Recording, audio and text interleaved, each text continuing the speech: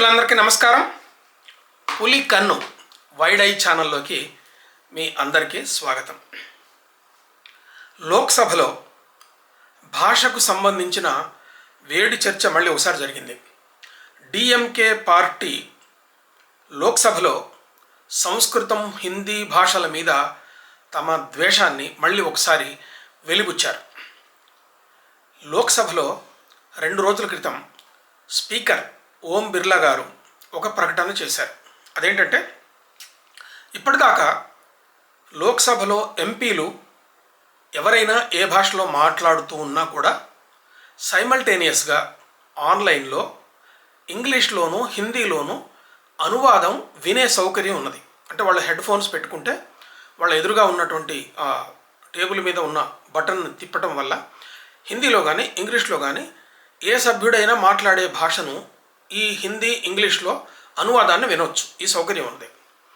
అయితే 2 రోజుల క్రితం ఈ సౌకర్యాన్ని వేరే భాషలకు కూడా విస్తరింపజేశామని చెప్పి ఓం బిర్లా గారు ఈ ప్రకటన చేశారు. ఆ ప్రకటన ప్రకారం బోడో, డోగ్రీ, మరాఠీ,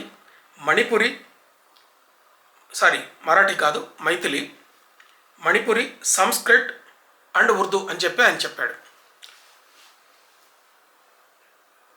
కాలక్రమేణా వనరులు దొరకటాన్ని బట్టి రాజ్యాంగంలో ఉన్న 22 భాషలకు కూడా ఇదే విధమైనటువంటి సౌకర్యాన్ని కల్పిస్తామని చెప్పి ఆయన చెప్పాడు. చెప్పినప్పుడు వెంటనే దయానిధి మారన్ డిఎంకే ఎంపీ లేచి నిలబడి చాలా సీరియస్గా ఆయన తన వాదాన్ని వినిపించాడు. చాలా ఆగ్రహంతో వాదాన్ని వినిపించాడు. ఏంటంటే, అది సంస్కృతం ఎందుకండి, అది వేస్ట్ కదా.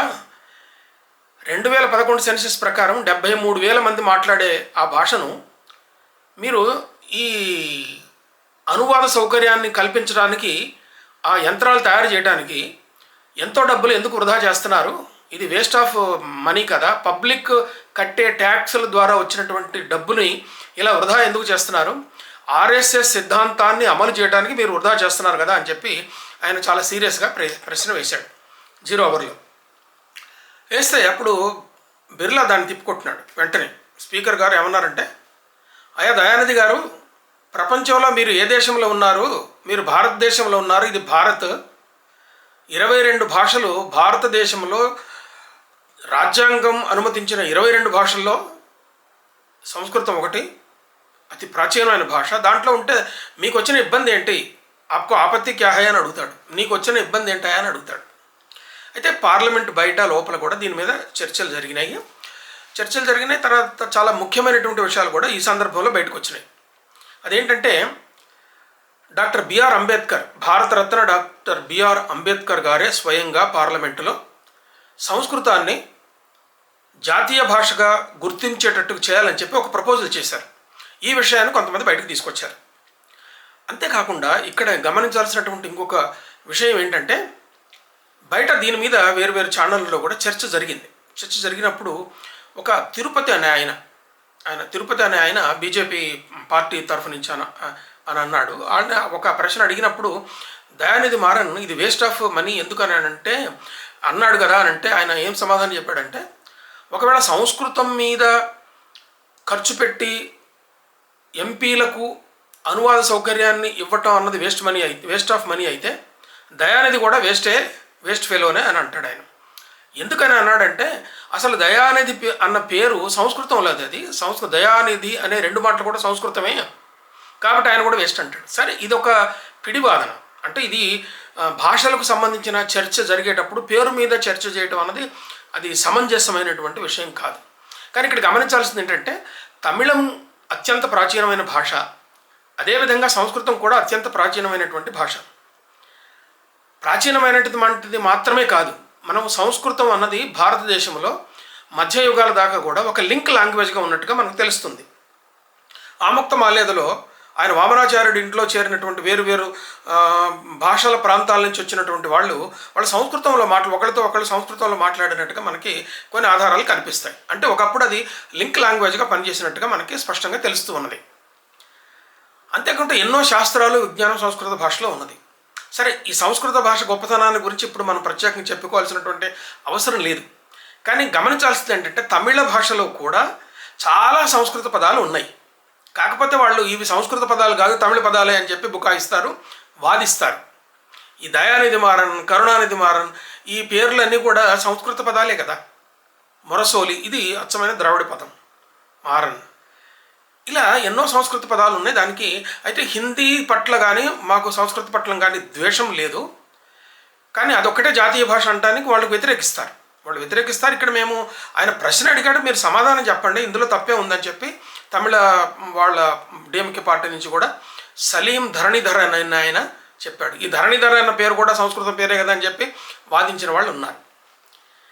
ఇదంతా అట్లా ఉంచితే మిగతా 22 భాషలకు కూడా అనువాదం చేసేటటువంటి సౌకర్యం కల్పిస్తున్నారని చెప్తున్నాడు.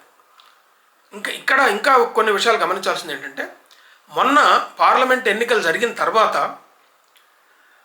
పార్లమెంట్ సభ్యులు లోక్సభలో వాళ్ళు ప్రమాణ స్వీకారం చేసేటప్పుడు, అంటే ఎంపీగా మెంబర్ ఆఫ్ పార్లమెంట్గా ప్రమాణ స్వీకారం చేసేటప్పుడు కొంతమంది సంస్కృతంలో కూడా ప్రమాణ స్వీకారం చేశారు. వేరు వ్యక్తులు వాళ్ళ భాషల్లో ప్రమాణ స్వీకారం చేశారు. భారతదేశం భాషల విషయంలో ఎంత సుసంపన్నమైందో చెప్పడానికి ఉదాహరణగా ఉండేటట్లుగా ఆయా భాషల్లో వాళ్ళు ప్రమాణ స్వీకారం చేశారు. ఈ క్రమంలోనే సంస్కృతంలో కూడా కొంతమంది ప్రమాణ స్వీకారం చేశారు. దీన్ని మనం గమనించాలి. ఇచ్చిన సమాధానంలో వచ్చింది ఏంటంటే, చాలామంది ప్రమాణ స్వీకారం కూడా కొంతమంది సంస్కృతంలో చేశారు. ఎవరైనా సంస్కృతంలో వినాలి అని అనుకుంటారనుకోండి, మీకున్న అభ్యంతరం ఏంటని చెప్పి వాళ్ళు అడిగారు. దానికి అభ్యంతరం ఉండాల్సినటువంటి అవసరం లేదు.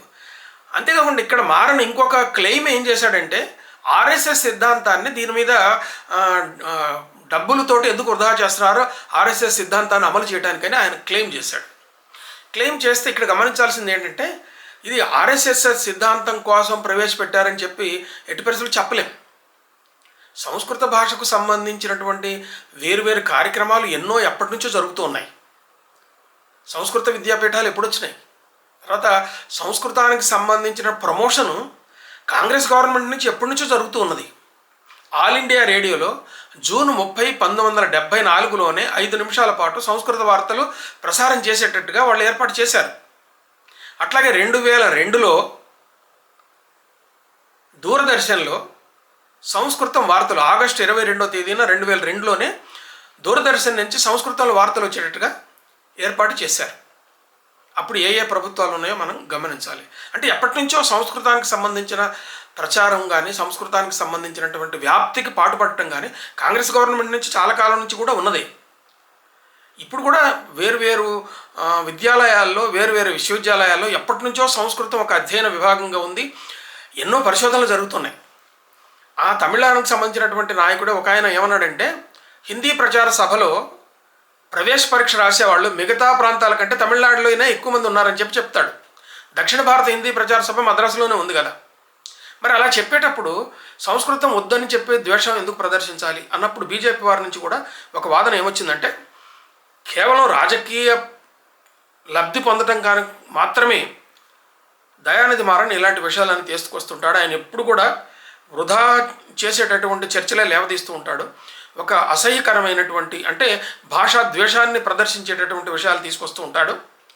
ఆయన ఎప్పుడు కూడా అక్కడ జరుగుతున్నటువంటి తమిళనాడు ప్రభుత్వంలో వాళ్ళ పరిపాలన జరుగుతున్నటువంటి లోపాలను కానీ అక్కడ ఉన్నటువంటి సమస్యలను కానీ తప్పుదావ పట్టించేటప్పుడు కానీ పక్కదావ పట్టించడానికి కానీ ఇలాంటి విషయాలు లేవనెత్తుతాడని చెప్పి ఆయన అవతల పక్షాల నుంచి కూడా విమర్శలు వచ్చినాయి. సరే, ఇప్పుడు రాజకీయ లబ్ధి కోసం ఆయన విమర్శిస్తే అదే రాజకీయ లబ్ధి కోసం అవతల వాళ్ళు కూడా మాట్లాడతారు. ఇది సహజంగా జరిగేది. కానీ ఇక్కడ అసలు దేశవ్యాప్తంగా ఉండేటటువంటి పౌరులు గమనించాల్సినటువంటి విషయం ఏంటంటే, అది భారతీయ భాష, చాలా గొప్ప భారతీయ భాష. దాని పట్ల ద్వేషం ఉండాల్సినటువంటి అవసరం లేదు. దాని వ్యాప్తిని అడ్డుకోవాల్సినటువంటి అవసరం లేదు. దాంట్లో ఎంతో పరిశోధనకు అవకాశం ఉన్నది. ఒక్క తమిళనాడులోనే తమిళ భాషలో కూడా ఎన్నో సంస్కృత పదాలు ఉన్నాయి. మీరు అంగీకరించరు. ఎందుకు అంగీకరించరు? ఈ విషయం ఒకటి. కానీ సంస్కృత భాషలో నుంచి వచ్చినటువంటి పారిభాషిక పదాలను ఎన్నో భారతీయ భాషలు స్వీకరించినాయి. ద్రావిడ భాషా కుటుంబం వేరు, ఈ వాదన ఉన్నది. అది వేరే విషయం. భాషల పుట్టుకల గురించి వీటి గురించి చెప్పే విషయం కూడా అది వేరే విషయం ఉన్నది. ఒక డిఎంకే కానీ వేరే పార్టీలు కానీ ఇక్కడ ఇంకోటి ఏంటంటే కలోనియల్ మైండ్ సెట్ అని చెప్పడం ఒకటి, తర్వాత ఇంపోజ్ చేయటం అన్నది ఒకటి. అయితే ఇంగ్లీషు కావాలని కోరేటటువంటి వాళ్ళు అది కలోనియల్ లాంగ్వేజ్ అని, తర్వాత బ్రిటిష్ వాడు ఇక్కడ వదిలిపెట్టిపోయినటువంటి కలోనియల్ మైండ్ సెట్కి సంబంధించిందని, లింగ్విస్టిక్ అపార్థైడ్కి సంబంధించింది కానీ అని ఇంగ్లీష్నే కలోనియల్ లాంగ్వేజ్ అయిన ఇంగ్లీష్నే మీరు అంగీకరించేటప్పుడు భారతదేశంలో ఒక ప్రముఖమైన భాషను హిందీని ఎందుకు అంగీకరించారని చెప్పి యువతల నుంచి కూడా ఒక వాదనలు వినిపిస్తూ ఉన్నాయి. ఏది ఏమైనా పార్లమెంటులో 22 భాషలు మొత్తానికి కూడా అనువాదం చేయించి పార్లమెంటు సభ్యులకు అప్పటికప్పుడే అనువాదాన్ని వినిపించేటటువంటి ఈ యాంత్రిక సౌకర్యాన్ని తప్పనిసరిగా ఆహ్వానించాల్సిందే. సంస్కృతానికి ఉన్నటువంటి ప్రాధాన్యాన్ని చదువుల్లో కానీ, పరిశోధనల్లో కానీ, బోధనలో కానీ దీనికి ఉన్నటువంటి ప్రాధాన్యాన్ని తగ్గించవలసినటువంటి అవసరం లేదు. ఎన్నో పరిశోధనలు వేరువేరు విశ్వవిద్యాలయాల్లో సంస్కృత సాహిత్యానికి సంబంధించి, సంస్కృత సాహిత్యానికి వేరువేరు భారతీయ భాషలకు ఉన్నటువంటి భాషా సాహిత్యాలకు ఉన్నటువంటి సంబంధాలను ఇంకా ఎన్నో విలువైన పరిశోధనలు జరుగుతూ ఉన్నాయి.